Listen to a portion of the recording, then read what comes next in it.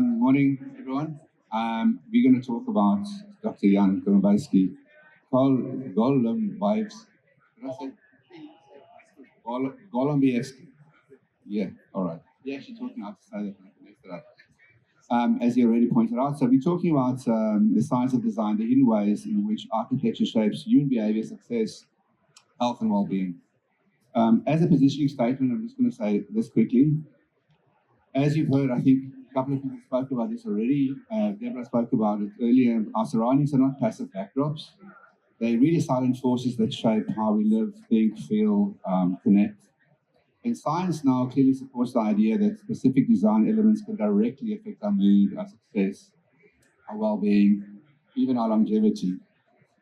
And the ongoing research in this field aims to understand how the built environment affects the human brain, our behavior, just outside of aesthetics and function. And I speak about this often a little bit too passionately, that we not taught correctly about all these things in our design schools, and I think we're going to hear more about that. So it's form follows feeling, feeling follows form. So we have three visionary thinkers today that challenge this conventional thinking in this kind of unseen dimension of design and its influence on human behavior, performance, and well-being.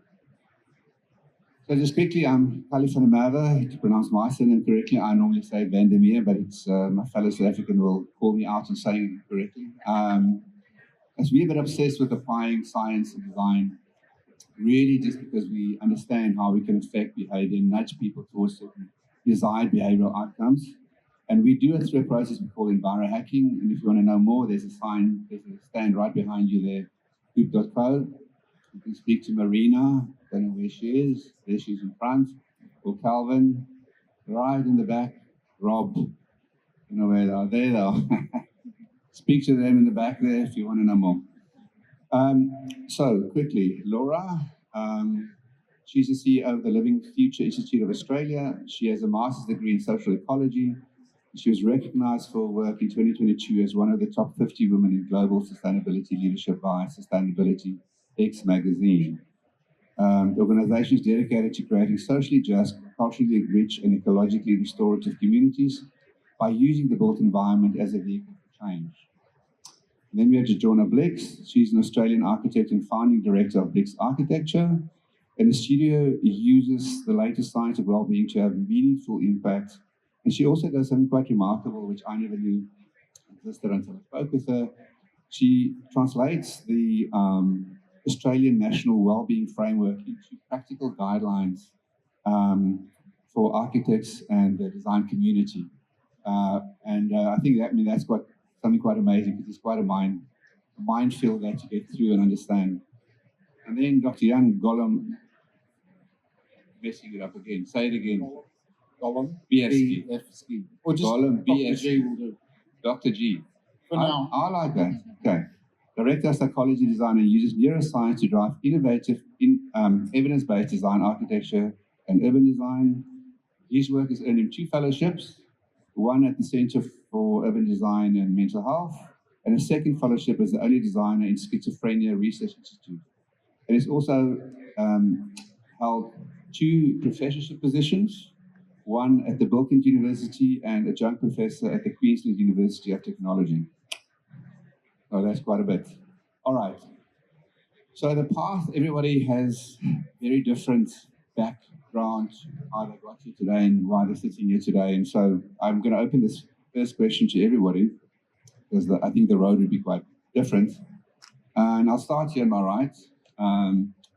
Can you explain in your own words your journey towards neurodesign or neuroarchitecture, why I felt this was important, and how you applied in your work, the outcomes? I think a lot of us, that the principle, that the ideas around neuroarchitecture, neurodesign seems new in many ways, although it's quite old.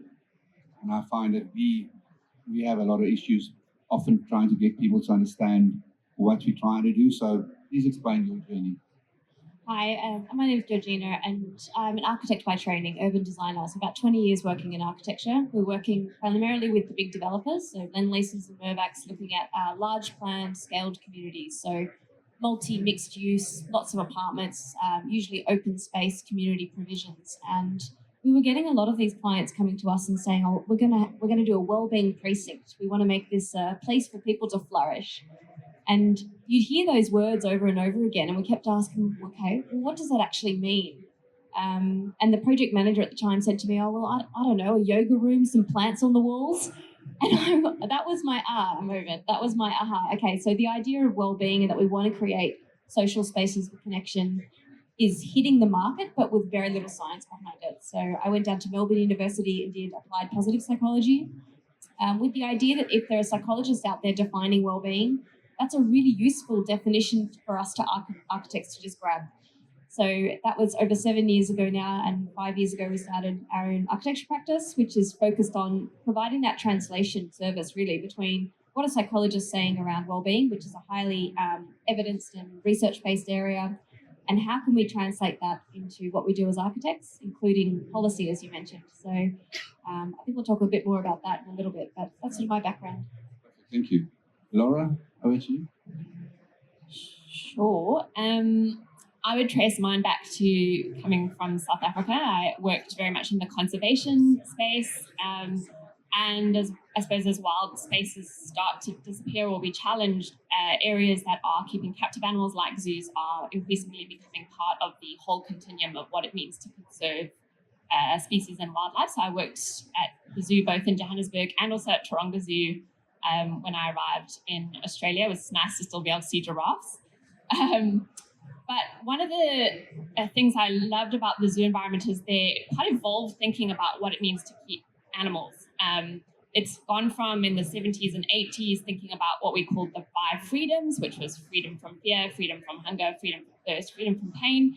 So very much like how do you make sure an animal is okay, to thinking about how do we make sure animals thrive in the environment. And a large part of that was exhibit design, making spaces that are complex, that have various levels of planting and scent and challenge and prospect and refuge. And we really quite evolved in animal design. For people, we are still designing for like lack of harm or lack of, thirst or hunger. We're still in that 5 freedoms space. We're not thinking about well-being as a whole. And I'd say corporate offices are probably the biggest sort of offender of this. And we're designing to make sure things are clean and like easy rather than thinking about the people that occupy those spaces. And I know I used this term earlier this morning, but we're still designing human storage boxes rather than human habitats. My background is very much in sustainability leadership, and that brought me to the built environment space, which is not where I've worked before. But I see the built environment as a very powerful tool to leverage sustainability change. I run the Living Future Institute, which looks at the Living Building Challenge, which is essentially the most stringent sustainability tool. And within that, there is thinking about a building on every single level as a way to make things better, leave things better than they were. And so, that's how it's led me to this. Dr. G. Thanks. So my journey started quite a while ago. I was working as a senior designer at a firm that specialized in health architecture, and I was given my first big project that I was to run, and it was for a mental health facility. And I spoke to my boss and said, okay, we're doing a mental health facility. How do we make the facility itself improve people's outcomes? And she said, no. We don't do that. We just follow the guidelines. And so I said, can't I do some research? She said, not on company time. You can do some at home. And so I did some research, only enough to find out how little research there was at that time. We're talking very early thousands, in 2005, 2006. And so I ended up leaving that company after designing what I thought was a very beautiful unit. and I'm going back and doing a master's in architecture with a focus on that very same subject. And that really turned to a big literature review and realizing there was such a dearth of information out there, a real poverty of information. I went on and did a PhD. I published a bunch of papers during that time. Within a year of finishing my PhD, I was made a professor. I skipped all the middle steps at COOOP.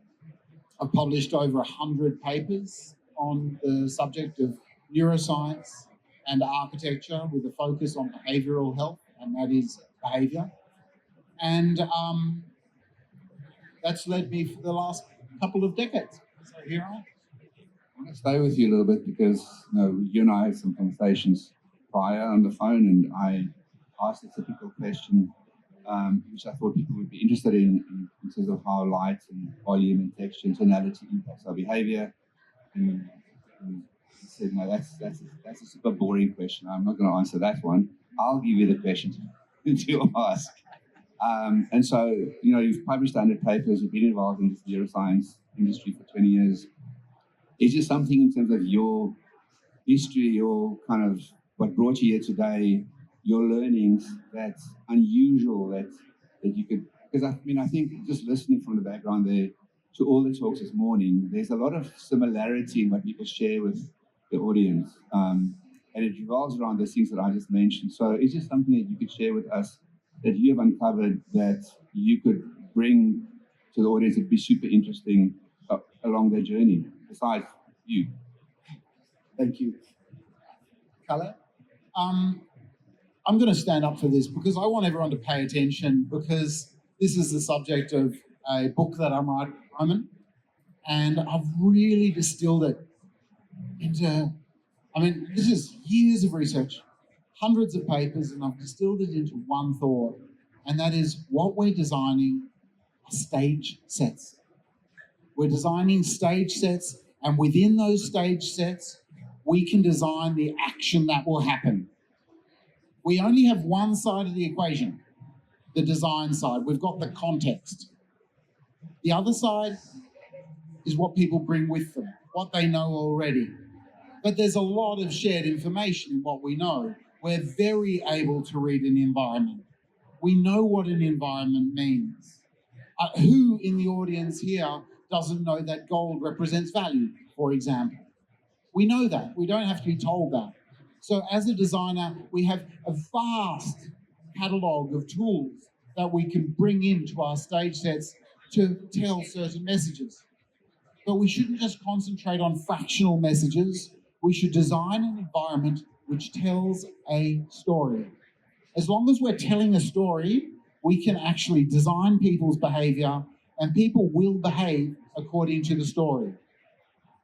They will, and they do, but there's a caveat, and that is the more vulnerable people are, and I worked a lot in mental health, the more likely they are to behave according to your design, not the less.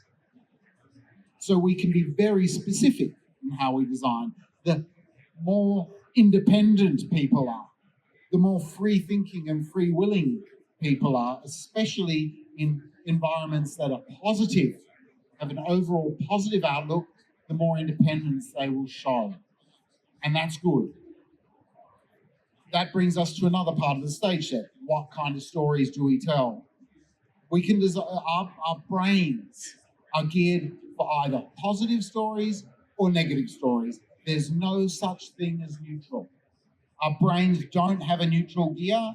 They're either one way or the other. This is good or this is bad, and that entirely rests on context. As designers, we design the context.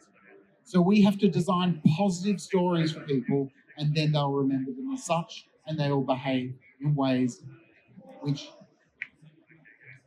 improve their well-being, improve their behavior, and we can be very specific in the way that we design people's behavior. You only need to walk through IKEA, for example, and just see how deterministic the design is of those great big shops.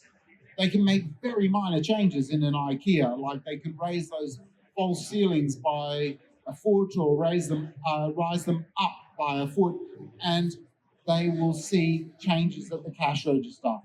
They don't know why that is. They have to come to me to ask those questions, but they're changing the story and they're changing the behaviour, and it's reflecting in the tills. Super interesting. Thank you. I'm going to stay with you quickly on something that I just thought about. So there's a lot of people out there that are, so the Tony Robbinsons of the world, right, that are out there to improve your abilities as a person, whatever those desires may be. I'm going to stick a short answer or ask from you quite a short answer to this. Part of the thing that's more and more evident is that our environments impact us more than anything else, and that's the thing that will amplify or maximize our human ability, our human potential. Just give me a very short, because I love what you just said, but give me a very short response to that, how architecture and environments can be used, because I think a lot of people are, we're all living in different kind of spaces, what they can affect in their space to assist them in amplifying and maximizing their human ability, their desires, their dreams. You threw me a little bit there, Callie, with the talk of Tony Roberts. Roberts? I have a vague idea of someone walking over fire. Hands up if that's as much as you know about Tony Roberts. So I don't know much about him, but ignoring that, one of the metaphors that I use when I'm writing about and talking about behaviour and how we design behaviour is actually the foyer of a hotel. You can take a person and put them in the foyer of a classy hotel, maybe the Ritz in London, and you will see how they behave. They don't behave the same way. They suddenly behave a bit more classy. You go and put them in a squat in the same city, and they will behave completely differently. That is not them. That is an effect of the context which they're being designed, that has been designed, or quite simply not designed, as in the squat. So we can design context, as I said before, and we do, and we respond to these contexts in very specific ways, and the hotel is a perfect metaphor for that. But another one, probably simpler, is a glass of wine. You go and put some wine in one of those beautiful long-stemmed crystal glasses, and you hand them to someone, and they'll swirl them around, and they'll make polite conversation while they sip on them slowly. You give the same wine in one of these cups and see how quickly it goes down, and see how rowdy the behaviour becomes, right? We respond to design. Laura, how do you go about the Living Future Institute of Australia, go about using the built environment as a vehicle for change to create ecologically restorative? Sure. So we run a framework called the Living Building Challenge, and it's commonly known as the most stringent sustainability standard in the world. It has nature as its metaphor. So what if we could build something as beautiful and powerful and self-sufficient as a simple flower? And because of that, the categories are designed, they're called petals. So we've got a place petal, energy petal, water petal, health and happiness, equity, beauty, and materials. So really just thinking about like every single thing you touch in a building, how do you leave things better? And that's at both a well-being personal perspective, but also obviously a planetary perspective as well. There's so much to talk about, it's almost hard to say. But one of the things that was kind of I was thinking about as you were talking is the different ways we use design to create pro-sustainable or pro-regenerative behaviors. And one of our most powerful tools is something called the irresistible staircase. And it sounds so simple. So for the energy petal, what we ask a building to do is generate more energy than it consumes. And in order to do that, you have to really reduce what you're using in terms of energy. And one simple way to do that is to make the staircase something that's really desirable so that those who can walk up the staircase want to. There are views, there are places to bump into people. The materiality is beautiful, it tells a story. So they choose to do that rather than just simply getting in an elevator, for example. The beauty petal is probably the one I get asked the most about. It is where biophilic design sits in our standard. But people are always curious, why do you have beauty and how do you even measure that? And that's because when something is incorporating art and uplifts the human spirit, people care about it and they look after that stuff. And that has a profound impact on embodied carbon because they keep it around for a very long time. So there are lots and lots of different ways in which we help shape behavior. But one thing I touch on that's maybe hasn't been talked about too much today is materiality. So two things. One, we use a lot of salvage materials, and those salvage materials come with incredible stories. And again, it just imbues a building with character, and people act quite differently in buildings that have got that history and that storytelling. And then the other part is we look at material transparency really, really stringently, down to 100 parts per million. So what exactly is in everything that goes into a building? Again, you'd be shocked, frankly, about what is very commonly found in building materials. And they can have profound impacts on your health, your behavior, the indoor air quality, and that impacts behavior on a very physiological way. So really we use the tool as a complete way to think about how do you, or what does good look like? Not how do we improve things, but starting from a point of what does good look like. So, I mean, it's wonderful to listen to all this theory and impact from Dr. Golembiewski. Love the way you explain it as well, Laura. I mean, I can see you're passionate about it as well. It's fantastic to understand or hear the impacts of the environment on us and our behavior. But there's also this part that I think, Georgina, you do that is translating a lot of this for kind of actionable insights. And I want to round back on this because we have a bit of time. Tell me more about how you translate this into actionable insights and a kind of a usable document for architects so that because in general, I think the issue is that architects in general, they don't really understand or aren't necessarily motivated to apply any of this because why? So maybe explain, we also had a wonderful conversation prior, how you take all this information and translate this and how you think you can bring us a little bit more front and center. It's such a great point. I think sort of speaking from the research side and the standard sides, those are two worlds that sometimes sit quite separately to designers. So originally I would say an architect would talk about well-being and they'll approach it from an internal environmental performance perspective. We'll say, I gave the room light, I gave it a window with fresh air, therefore well-being. And that's a really big jump and it's not enough. And I think as your framework would show, there is just so much more complexity to human behavior. I think what I've decided as our practice is that we're pracademics. So we're trying to create that bridge between practice and academic, using the research that amazing researchers are creating, but trying to provide tangible design guidelines for architects. So one of the challenges we have is that well-being is going to go through a similar thing to sustainability, and that originally sustainability was a buzzword. We didn't really know how to define it. What were the elements we were actually talking about in terms of creating sustainable futures? And eventually that would develop into rating systems like your own that were crucial, I think, to set the benchmark higher and higher for people who are wanting to create spaces that allow people to flourish.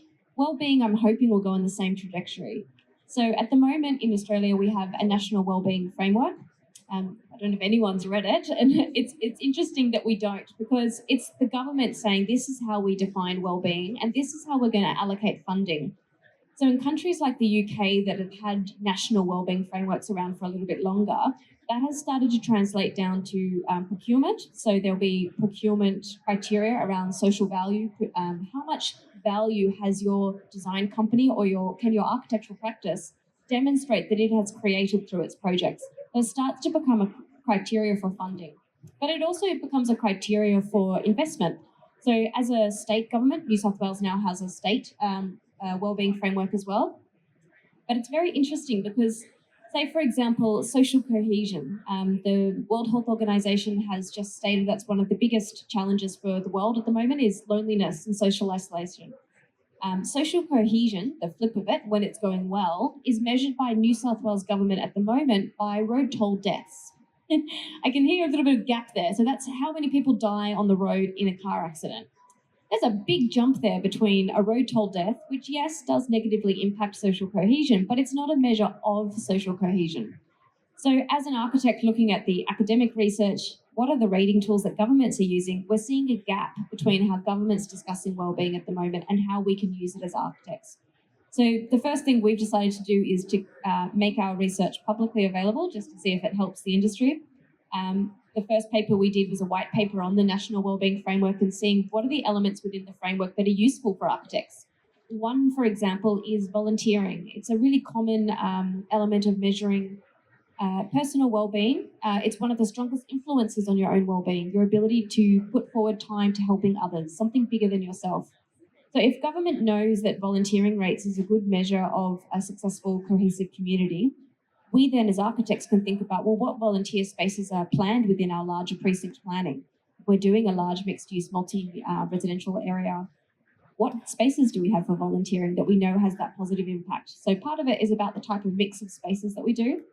And the other part would be around what are the priorities. So at the moment in New South Wales, we measure loneliness as well. Loneliness is the highest between, I think it was 16 to 24-year-olds. So it's a very young cohort that is experiencing the highest levels of loneliness. And I know as an architect, the number of times we've tried to get youth-based spaces into our urban design projects, near impossible.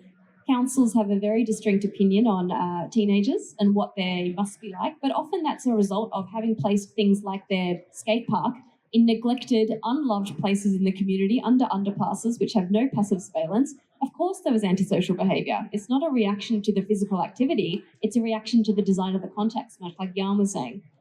So I think what we're trying to do is use the government's frameworks, if they are creating national and state-based wellbeing frameworks, and we have very valuable tools coming out that are talking about this is what good design will do to elevate the human experience, then those become useful guidelines for architects to use.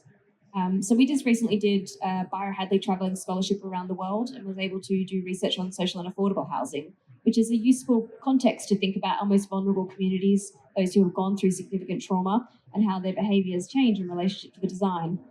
And what's interesting in that is that in projects where there's trauma as a background, you do need to change the design. So one very tangible example would be if they used colours that were exactly like the local prison. So there was a particular green that's used in a New South Wales prison system. If you put that into apartment design, there's like a straight correlation. Look, that's just colour. But there are other ones.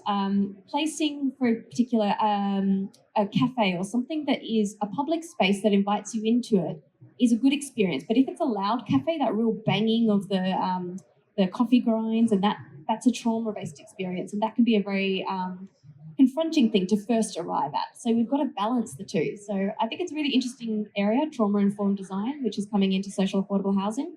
How we use pride and sustainability, the idea that we're there to design for something bigger than ourselves. People in social and affordable housing want that too. They want that permanence and pride in where they're living, and that will affect their behaviour as well. So the Byron Hadley Travelling Scholarship is available online for free, and that's a really strong translation of all the different types of ways architects are designing across the world for wellbeing and how they're measuring it. What data are we collecting to say that this particular design had a positive impact on the community? It's helpful. Yeah, thank you. That's incredible. What I want to do, we have 13 minutes left, and I have another question. But what I'd like to do, because the subject is so complex often, and it doesn't need to be. It's a very simple thing to understand, and often there are very simple methods and things to apply to affect the kind of spaces we live in. So what I'd like to do, if we can, if you guys don't mind, is instead of me asking more questions, maybe open the floor. There's no time afterwards. We have 45 minutes and then everything's done. We have to leave. So there's 12 minutes left. I'd like to open the floor to you guys to ask us some questions. I think there's a lot of meaning in that. I did a talk recently. We spoke afterwards for 45 minutes. The talk was only 20. So if you can have a bit of that. I can come to anyone who has a question. Here? Already, I don't even need to breathe. This is my exercise done. Hi, Brian Steele. A question for all of you. Thanks. But in the context of, we're talking about wellness and we're talking about behavior, well-being, and tourist development.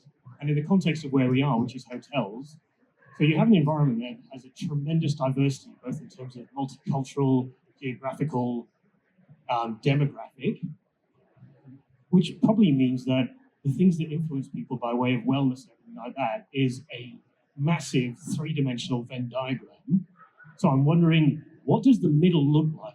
Is there something that is unilaterally appealing in terms of from a global perspective and multicultural perspective that's going to work in a hotel where you capture the maximum number of cultures and people? I can start with some of. I don't know, you want to jump in?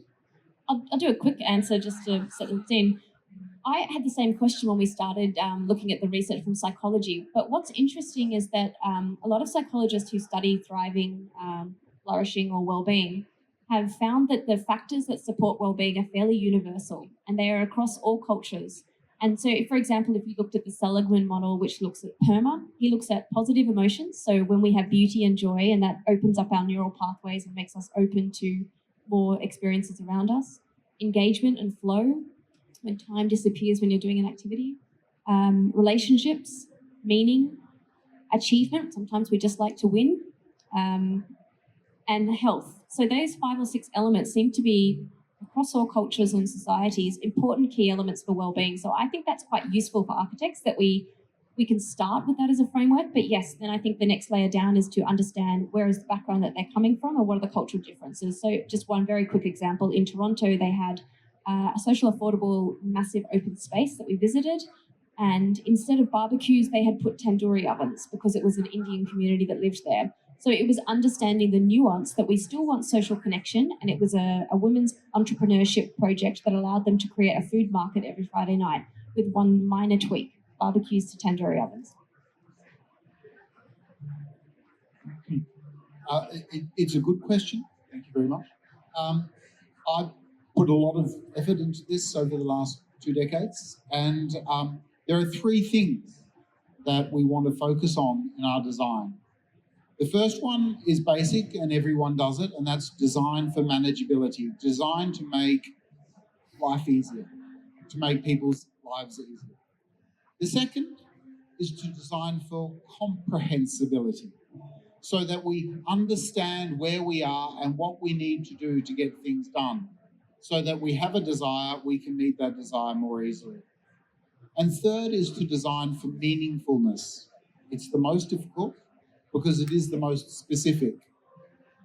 And rather than tackle that challenge, I find that most designers just ignore it. We can design for meaningfulness, but it does require more cultural specificity. And yet, there's one thing that we can always design which improves meaningfulness, and it crosses all cultures, and it's quality. Because if we're talking quality, it doesn't matter if it's some Korean kitsch or some high European, whatever it is. It doesn't matter. Quality is quality, and we recognize it wherever we go. And we might think that we're just making our hotel spaces more beautiful with quality, but we're actually doing something far more intrinsic to what people believe and how they behave. I just want to add one more thing before we go on, and that is aesthetics. The idea of aesthetics is all related to story. When we design an aesthetic, we are actually telling a story. And without a story, there is no aesthetic. I'll probably just very quickly add, in my experience, there's no like top 10 things that you can do. The answer is always complex. So what we tell teams to do is come together at the beginning and decide on a guiding principle, a guiding question, and live the question for the whole project.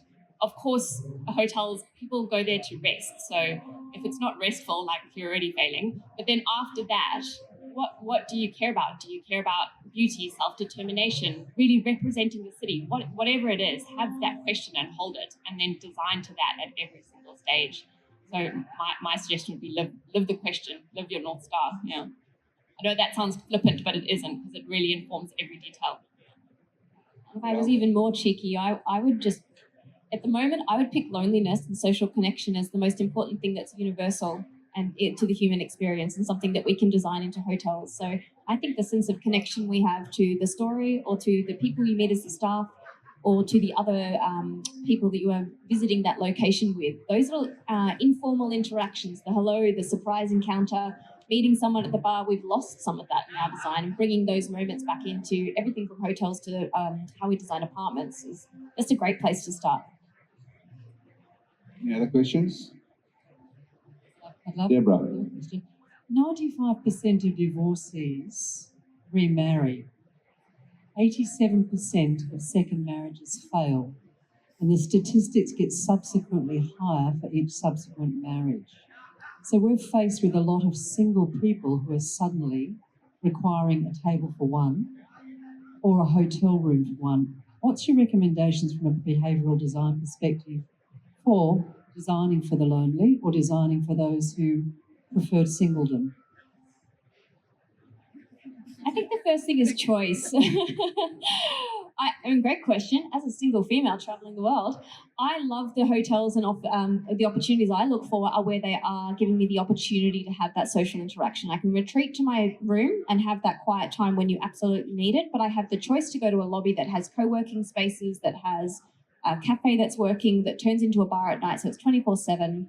I've actually sought that out in my experience traveling in the last year, which was quite international, and I think that changed my experience of who I met, those unexpected encounters. So I think there's about giving a range of different spaces and how people can choose to interact. There are very specific spaces, Deborah, that we can design for, and each one has to be treated very sensitively. But let's take the bar, for example.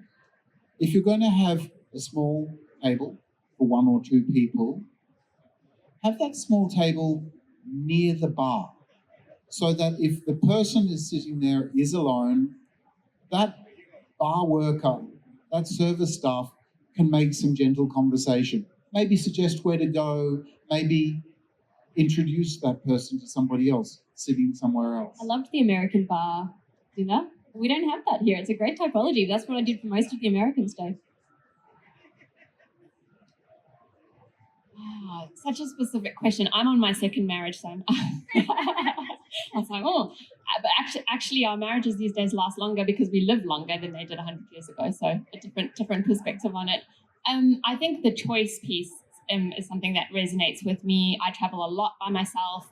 I love to be in spaces where I can feel kind of safe. So that idea of prospect and refuge coming in a lot. I can feel safe. I know what's behind me, but I can also see what's going on and choose opportunities to interact.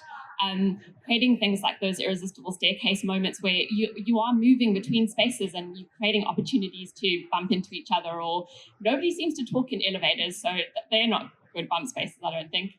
But other ways that other spaces where you kind of bump into people at the pool, or there's opportunity to do it if you want to, but also your hotel room to just retreat to. Yeah. I think we can improve the list with some gamification. If we put a game in there, a really quick, fast game that you have to complete with the person who's in there with you, Yeah. It's an icebreaker. We need those types of some sort of design element that sparks the conversation and joy. I would also say lighting is really important because, especially for women, but more broadly than that, where things are lighter, it feels safer. You know what's coming, you can see what's happening, and that is an important opportunity. If you feel safe, you are more likely to interact with other people. You are more likely to have a conversation. So lighting is extremely basic, but it is the foundation for feeling safe enough to interact. You want to answer from me? I'm the moderator today. I'm not answering anything. No, you can answer really quickly, Carl, because you've obviously restaurant design is something that you have in your hip pocket. Are you designing for tables for one? So we tend to take models from other cultures and try and apply it here, and it's not always the same. In fact, it's not the same at all. So we go to places, our sense of proxemics are different.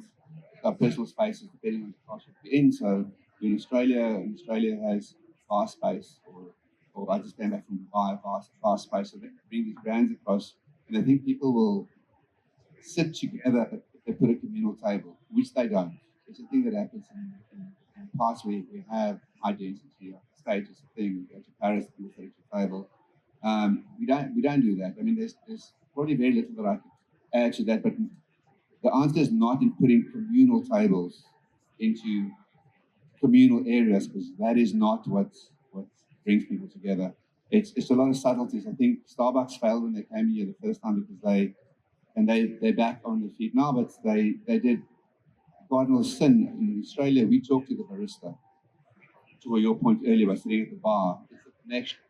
And the barista remembers your name and feed and so forth. Is that better? Okay. Oh, good. And they came in with a kind of this Americanism. Then nothing against Americans. I'm talking about the brand. This is not something that happens. We don't talk to the barista. We don't do flat whites. We don't assimilate.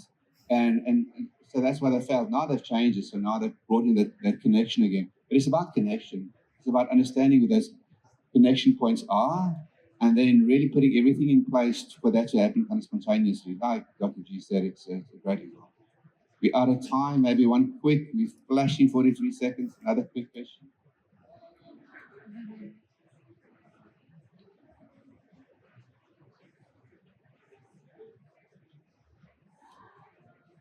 Not another question. It's just to add to what Deborah and you guys are speaking about. And I think that an important point to make is that so much of design, we often take humanity out of design, and the people that are within the spaces and the people that are actually doing the service components are as much part of the design as what the space is itself. And I think that something to be careful of, especially with loneliness, is to actually realize that this is not a problem to solve. I don't know if anybody's ever watched the Sex and the City recent re-thing that they did just like that. And there's this one scene where Sarah Jessica Parker on her own goes out to this Korean place, and they literally put a huge teddy bear across from her to make her feel less lonely. And so I think that there's also this thing where we shouldn't ostracize loneliness as well, and create spaces where people can naturally connect rather than having to, feel like, okay, God, I'm alone. You don't have to feel alone because you're not. There's other people in the space. Yeah, there's other people in the space. So I just wanted to add to your wonderful thoughts. Thanks, guys. Awesome, guys. We're a little bit over. Thanks for coming. There's a stand there to ask more questions. The guys will be around for a little while if you have anything to ask them directly. Thanks for coming.